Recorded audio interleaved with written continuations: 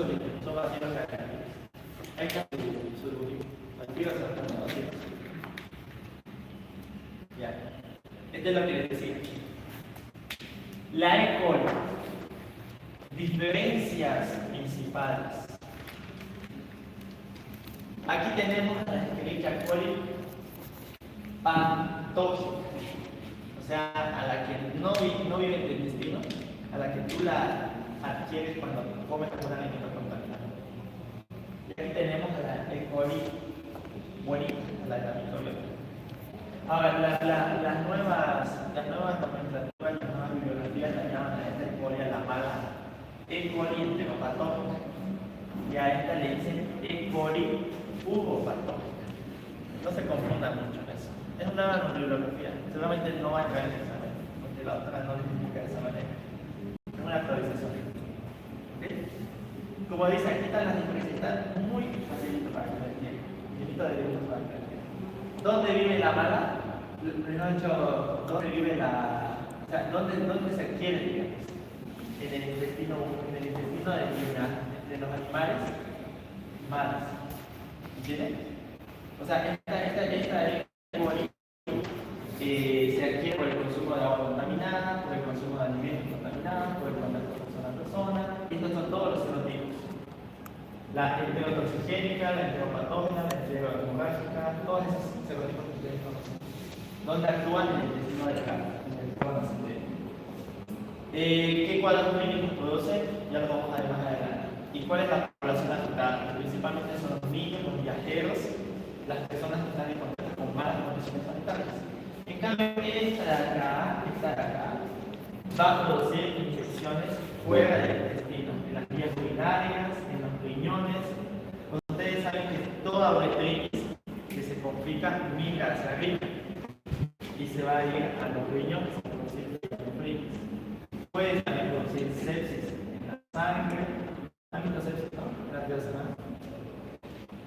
Meningitis si llega a las meninges, neumonía si llega a los pulmones e infecciones a la piel. Y estos son los cuadros clínicos, ¿no? Infecciones respiratorias, bacterias. Aquí está vamos a ver. Esta es la E. coli. Esta es la E. coli que vive en el intestino, pero cuando migra del cuerpo, migra del intestino, produce infecciones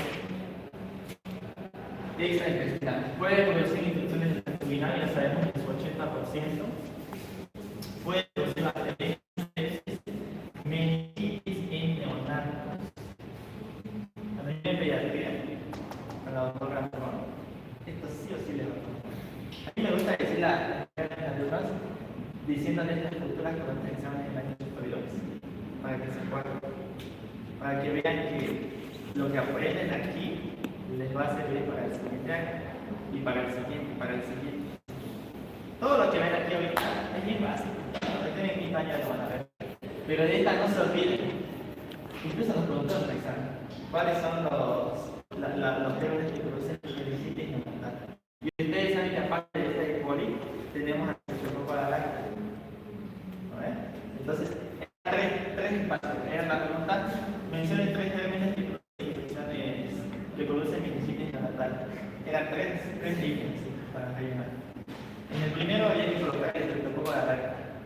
En el otro había que poner la listeria monocytosis. Y en el otro había que poner ¿ok? Esa era la respuesta. Esa era la pregunta de pediatría. O sea, para que vean que si ustedes ahorita me entienden, se les va a hacer fácil material de superiores. Entonces, esta es la importancia de saber que la Escherichia coli, la que vive, o sea, la que se mira en esta parte del cuerpo, te va a producir meningitis neonatal. Te produce infecciones intraabdominales cuando se perfora el peritoneo, porque vive dentro del intestino, ¿no? Entonces se perfora el peritoneo por algún absceso, por alguna peritonitis, por infecciones biliares, sale de su casita y produce este tipo de infecciones. Infecciones del tejido blando y neumonía asociadas en pacientes que no se van no se tienen unas medidas de higiene, ¿no? Entonces, de aquí, vamos a preguntar a la doctora. Ya. Les voy a preguntar esto. Me voy a adelantar un poquito. Ustedes saben que en la E. coli, en su versión mala, tenemos 4 o 5 serotipos. Patógenos, negativas. Le vamos a explicar. La Escherichia coli enteroinvasiva, la E. coli enteroinvasiva, produce los siguientes cuadros, excepto, esta me la pusieron en el excepto esto, déjame poner esto.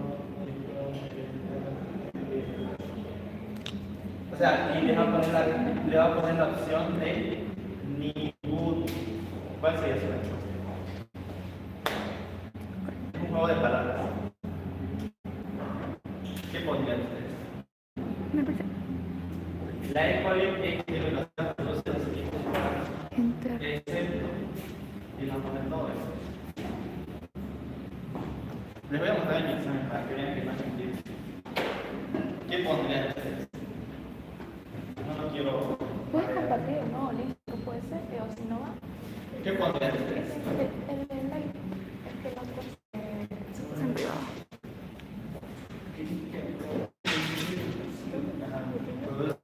Los siguientes cuadros. En YouTube lo bien, ¿no ves? Entras a mi canal y buscas el no live. Excepto, y la última opción es ninguna. Pero mándalo en el otro que en el de si no. Creo que se llama así.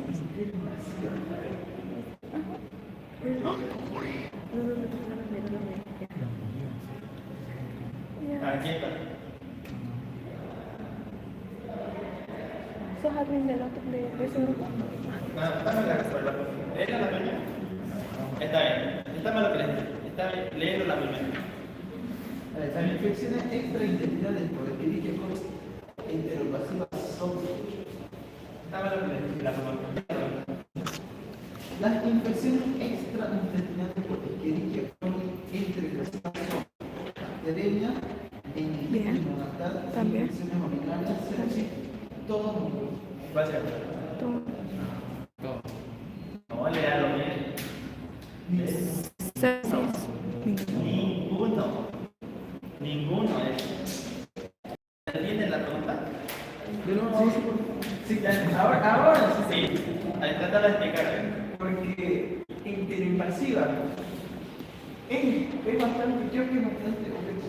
Enteroinvasiva cuando se refiere a entero y se refiere al intestino. Invasiva, enteroinvasiva, es decir, que solo va a afectar al intestino. Ya. Está bien. Eso, es eso. Esa pregunta se refiere a la patógena y te está poniendo cuadros de una que es pues buenita. O sea, te está poniendo a la que es microbiota. O sea, lo que tenía que haber puesto es un cuadro de diarrea para que tú puedas seleccionar eso. Pero te ha puesto estos cuadros acá. Eso es lo que te gusta preguntar a la doctora. Te gusta jugar con su mente. Porque está jugando con su mente. Está preguntando cosas de una patógena y de esta clorofila clínica. Y está muy bien después. Entonces, esa es la E. coli, bueno, la extraintestinal. Entonces, nunca se olviden, una extraintestinal más en la vida esta va a producir diarrea. Vamos a producir infecciones del tracto gastrointestinal. ¿Sí? Para producir 4 en relación muy diferente a esta. A esta. Esta es la más. Esta es la. Aquí está la. Esta es la enterotoxigénica, la enteropatógena, la enterohemorrágica, la enteroinvasiva y la enteroreactiva. En el estaba leyendo su compañero se refería a esta. Y esta enteroinvasiva produce infecciones gastrointestinales. Esta no produce esos cuadros que estaba mencionando como opciones. Estas son las que producen infecciones gastrointestinales. Tenemos la enterotoxigénica, que es la que produce diarrea acuosa tipo cólera, náuseas, vómitos y la diarrea del intestino. La enteropatógena produce un cuadro de diarrea acuosa en niños, adultos y bebés. Ahora, de todo esto que es lo más importante, que todas se contagian por alimentos y agua contaminados, excepto esta. Entre hemorrágica. ¿Esta de dónde viene? De la carne de vaca. Es la única que se adquiere por el consumo de carne de vaca. Después el resto la adquieren por el consumo de agua y alimentos contaminados. Ahora no se confunda en su sangre. Cuando dice fuente de infección, ¿qué se refiere? Es la forma de. No. Si es la fuente de infección de una infección clínica que es en el agua y en alimentos contaminados con heces fecales que tengan esa bacteria, esa es la fuente clínica. Y acá es lo mismo. ¿Dónde se encuentra la fuente de infección de la entera hemorrágica? En la carne de vaca contaminada. Eso tiene que poner. Ahora, ¿qué más tienen que saber diferenciar? ¿Cuál es la que produce disentería? Las que van a producir disentería van a ser esta y esta. Esas son las más importantes. Cuando una bacteria ataca el intestino grueso, esta también puede producir, pero principalmente son estas. Cuando una bacteria ataca el intestino grueso, por medio de una invasión, produce disentería. Y cuando produce un cuadro diarreico por toxinas, es una diarrea solamente acuosa. ¿No ves? Perfecto. Toxigénica, entonces, al atacar el intestino delgado y al tener una toxina, esta va a producir solo diarrea acuosa. Esta enteropatógena ataca el intestino delgado y por medio de adhesión y lesión, por medio de una toxina también. Esta de aquí, enterohemorrágica, produce una toxina Shiga, que es similar a la de la Shigella, pero después produce daño endotelial. Entonces, por eso va a producir una diarrea tipo disentería. Pero lo más importante de esto es que también va a producir un posible cuadro de síndrome urémico hemolítico. Entonces, no se olviden. Además de la enterohemorrágica, son las bacterias que se contagian por el consumo de la carne de vaca, también puede producir síndrome urémico hemolítico.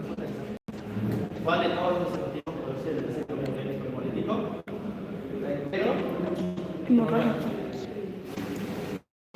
Pero la invasiva produce diarrea con el tipo de disentería y ¿quedó claro? ¿Sánchez Pau? ¿La neta?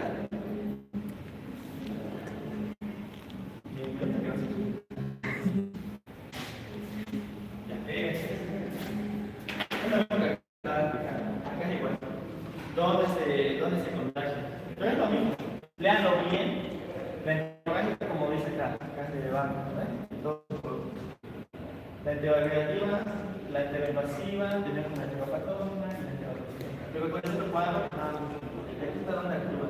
Casi nunca la información, pero más que todo un cuadro de referencia. Para que ustedes puedan entender. Lo mismo acá. Igual es lo mismo. ¿Cuáles son los serotipos que producen infecciones gastrointestinales? Esta es la enteromorrágica, la que les decía, ¿no? Puede complicarse con síndrome urémico hemolítico. ¿Dónde se adquiere? O sea, ¿dónde se adhiere la bacteria? Aquí. ¿Ok? La enteropatógena al ayuno principalmente, y la toxigénica al ayuno, la enteropatógena al colon, su mismo nombre dice, enterohepática. Se pega, se adhiere a la mucosa del colon y te la destruye. Y al destruir tu mucosa, al ingresar la bacteria, esa bacteria automáticamente es como cuando te raspas una herida, sale sangre. Entonces lo mismo, o sea, se lesiona la mucosa y por eso requiere la disentería. Y por eso en el informe del laboratorio tus eritrocitos también están elevados. O sea, es lógico, todo tiene lógica, no es memoria. ¿Okay? Esta de la verdad no se habla mucho. Y había una que también la adherente difusa que no le menciona la doctora, no le doy importancia. ¿Ya? No la cosa. Para que lo entiendan. ¿Quedó claro? Sí. Eso es lo más importante de la ecología. Nunca se olviden a la ecología, nunca se olviden de esas diferencias entre las que producen infecciones gastrointestinales y las que dicen. Porque eso es lo que más de Klebsiella, ¿qué morfología tiene? ¿Cómo?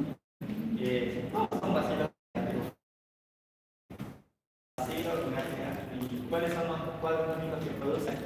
Sepsia. Produce neumonías intrahospitalarias por un respirador mecánico contaminado. Entonces, si yo les pregunto en el examen, ¿cuál es el motivo para que un paciente adquiera una neumonía intrahospitalaria? ¿Qué papel? ¿Cuál es el motivo? Tracto contaminado. ¿O dónde está la causa de un paciente? O sea, porque el paciente te ingresa a la consulta sanito, pero adquiere en el hospital esa neumonía. Ustedes van a ver más adelante que cuando se avance, ustedes van a ver más adelante que, digamos, les pongo un ejemplo. Un paciente ingresa a su consulta por un accidente de tránsito, digamos. Llega a su consultorio por un accidente de tránsito, ya ustedes lo estabilizan al paciente, le hacen su vía aérea, le dan su vía periférica, le administran oxígeno. Pero resulta que después de un tiempo que esté ahí internado, adquiere una neumonía intrahospitalaria. O sea, adquiere una neumonía, vamos a decir, el paciente comienza a tener clínica de una neumonía típica y se le hace un cultivo y da positivo tercera neumonía. ¿Ustedes creen que esa neumonía la hicieron antes de ese accidente? No. No. ¿Dónde la hicieron? En el hospital. Es el hospital, la adquirió en el hospital. Y eso es importante conocer, por eso es importante conocer a la diferencia. ¿Cuál es la otra bacteria que también se encuentra en el hospital? Es la pseudomonas. ¿Sí? Esta acá no es en el hospital, esta aquí se quiere, esta aquí produce un cuadro de tumor que se llama torrino nucleoma. ¿Esto por qué se llama torrino? Sí, le va. Torrino. Porque es como un tumor que le crece al paciente aquí, en la región de la nariz, y se crece de tamaño. Y ustedes van a ver que al aumentar el tamaño va a disminuir la luz de los orificios nasales. Y el paciente puede morir con una insuficiencia respiratoria de tipo nasal, porque no va a poder respirar. Incluso va a querer respirar por la boca. Y eso es otra complicación que ustedes van a ver en el torrino, que es el respiratorio bucal. Más adelante. Ahorita el bacterio solamente la menciona, no, casi no la pregunta, pero ya van a conocer más adelante por qué y todo eso de y la oxígena que también produce infusiones de neumonías intrahospitalarias. ¿Cuál es la que sigue? Salmonella. Bacillus está negativo igual. Ahora, de salmonella solamente tienen que saber dos cosas. Que una produce salmonelosis y las otras producen fiebre tifoide. Hay diferencias. Yo les voy a decir las diferencias más importantes y les voy a pasar el cuadro. Yo les expliqué esto a mis alumnos. ¿Cuáles son las diferencias entre una salmonelosis y una fiebre tifoide? ¿Cuáles creen que son? Díganme 4 diferencias entre una salmonelosis y una fiebre tifoide. Una es autolimitada, ¿no? Y la otra no. Bien, ¿cuál es la autorizada? O sea, No, ¿cuál? ¿Cuál es las dos diferencias autolimitadas? ¿La fiebre tifoidea o la salmonelosis?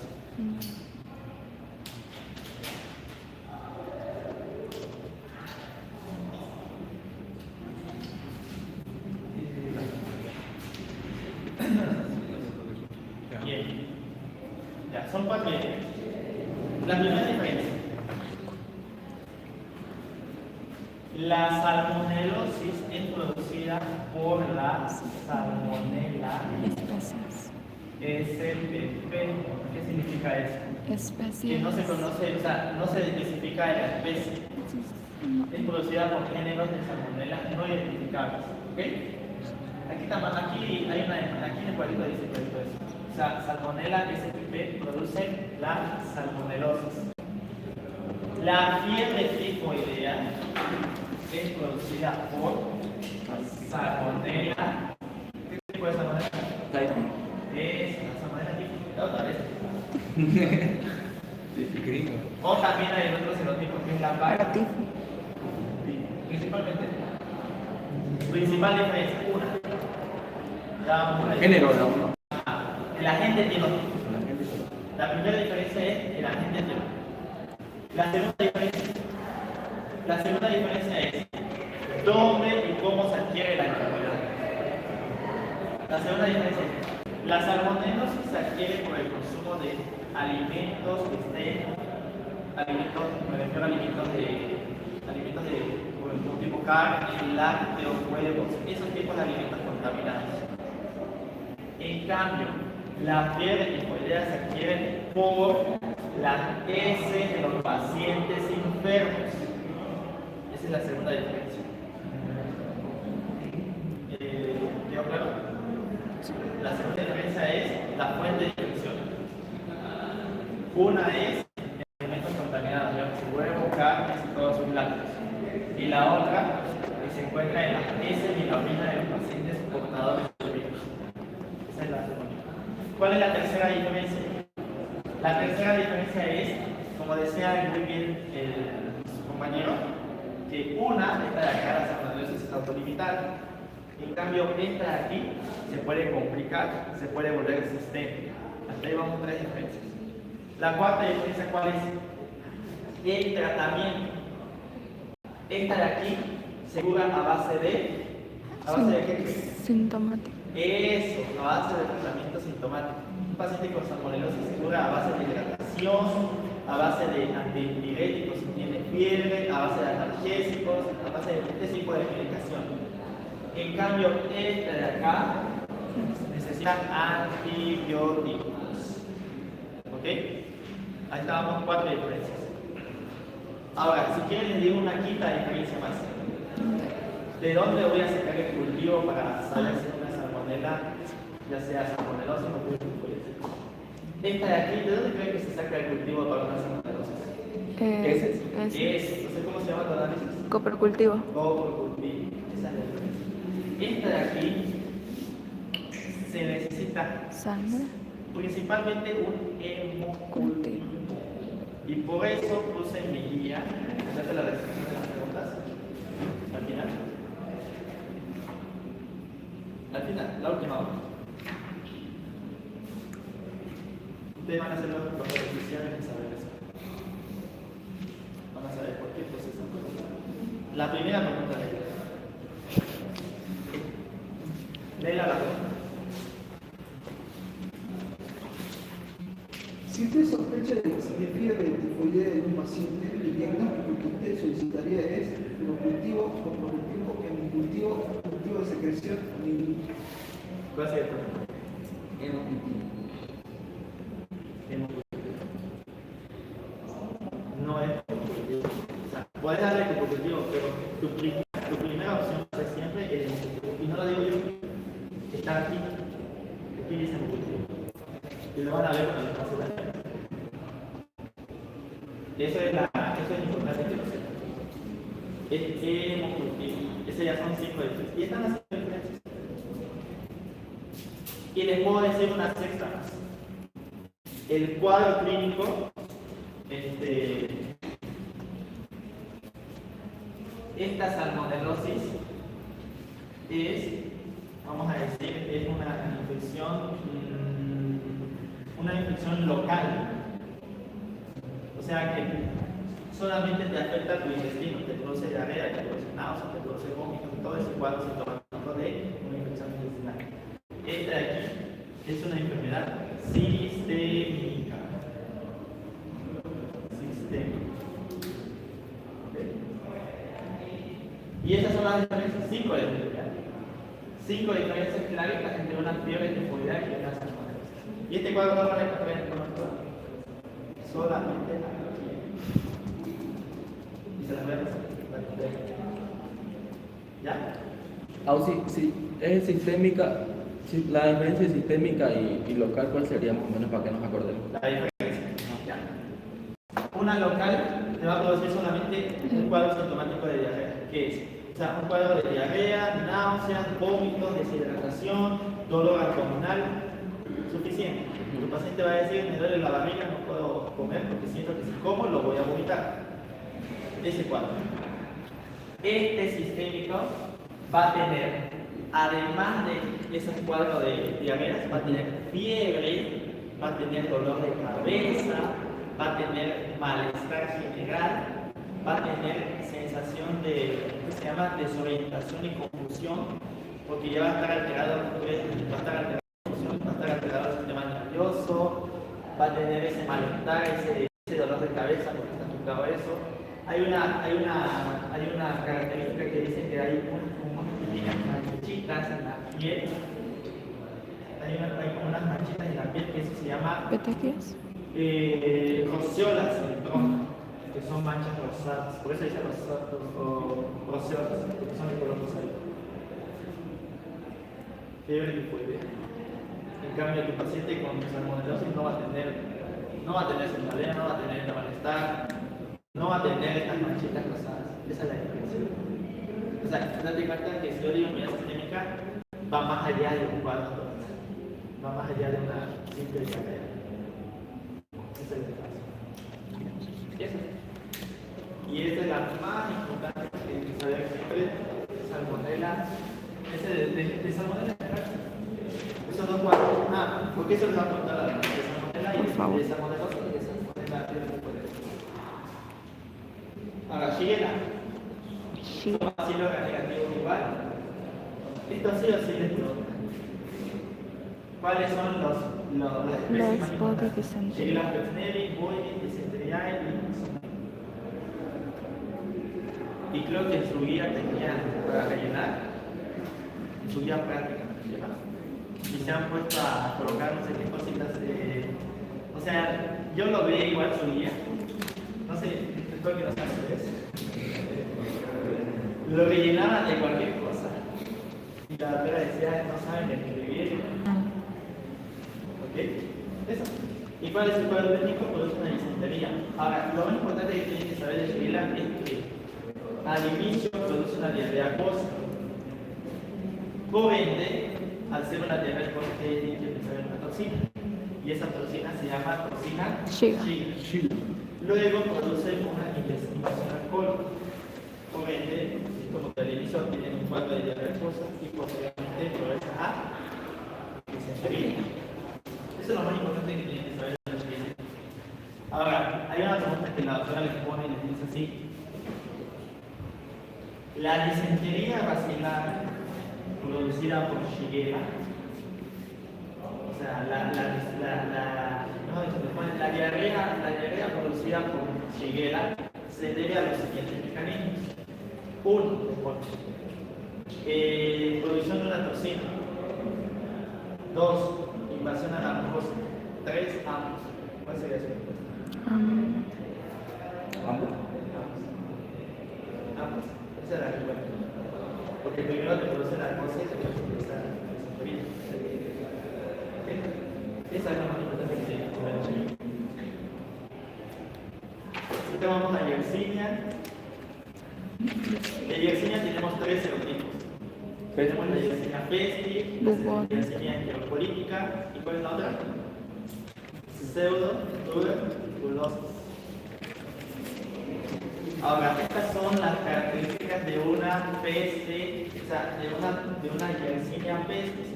Ahora, vámonos por partes. Dijimos que tenemos 3 serotipos, ¿no? Yersinia pestis, Yersinia enteropolítica y Yersinia pseudotuberculosis.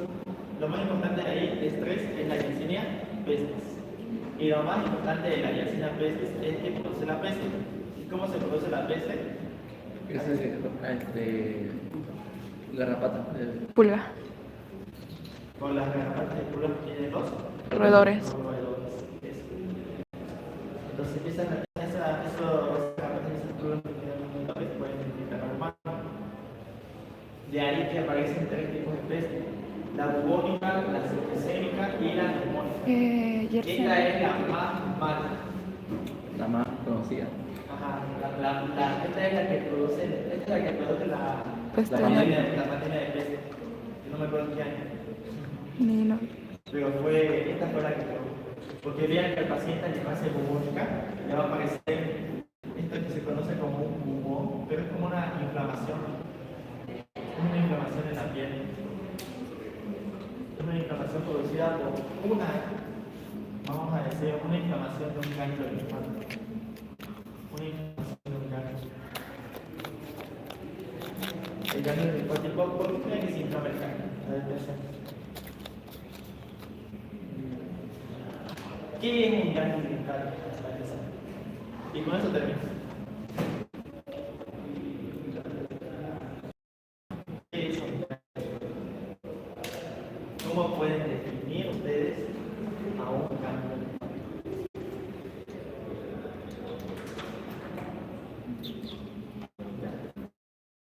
Un ganglio linfático es un tejido que tiene estructuras linfáticas. Tiene linfa y tiene células linfáticas. Ahora, ¿cuál es la función de esas células linfáticas?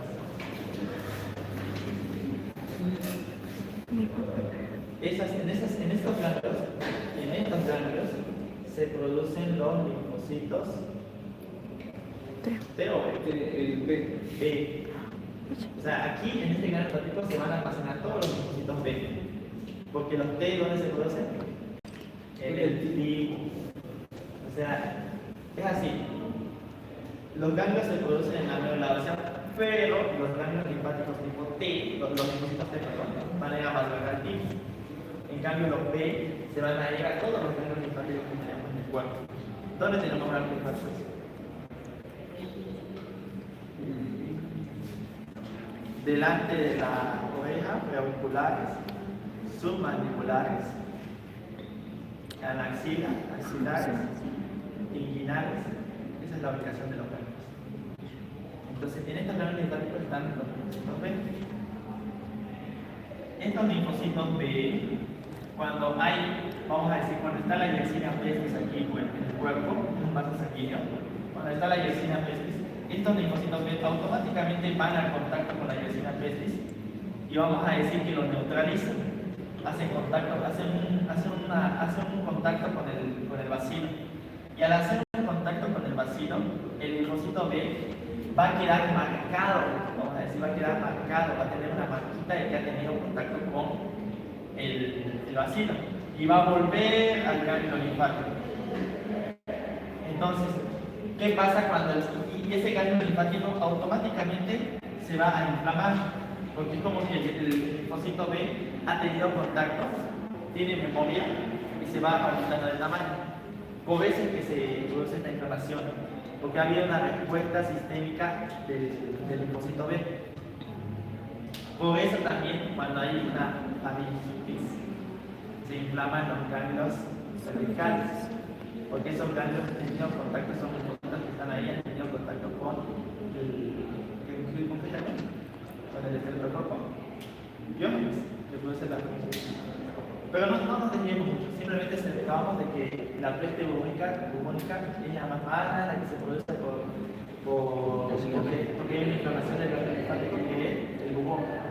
La septicémica es la que se propaga por sangre, no hay un bubón acá, no va a haber esta inflamación en el linfocitos, pero el paciente va a tener como unas quemaduras, porque como que hay una, como dice su nombre, hay una falla orgánica. Hay una sepsis. Y ustedes saben que en toda sepsis hay hipotensión. Y en toda hipotensión hay una hipoperfusión. Aquí los órganos se van a morir porque no están recibiendo oxígeno. Y bueno, la neumónica es una peste más virulenta y menos común, porque este de aquí se va a producir un cuadro de neumonía. Pero no se menciona mucho la ausencia, simplemente les dice que es una diseminación secundaria de la bubónica. A veces esta bubónica puede progresar, pero no hay muchos casos. Y preguntas, dudas. Más o menos una pregunta que nos puede hacer la doctora de la Yersinia. De la Yersinia. La fija. La verdad, de la Yersinia no he visto muchos que pregunten más que los genes, o sea, los tres tipos de bacterias. Que es Yersinia pestis, Yersinia enterocolitica y Yersinia pseudotuberculosa. Nada más. ¿Sí? ¿Me puede preguntar el tratamiento? ¿De eso? No, de